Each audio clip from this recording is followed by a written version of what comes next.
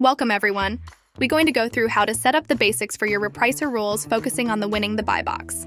Let's get started. Click on APIs in the menu bar. Go to Rules. Click on Repricer. Create a new rule. Name it accordingly. Select minimum price. And then select maximum price. Hit Create. Now you see those parameters have been imported. Let's change the strategy to focus on buy box targeting. Now we change that it updates every 24 hours, or can select any time which suits your strategy. We go to minimum maximum price options. If there is no competition, let's change that to standard price. If the intended price is below, we go to minimum. Under that, we will use shipping price. Now a little if rule, select product category.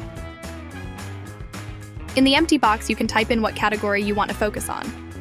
We will choose dresses. And save rule. You will see your items load on the right side. Click on selected items. You will start seeing your items going for the buy box and which ones won it. If you want to learn more, head over to Chan Academy to learn further about the Repricer in depth. Good luck winning that buy box.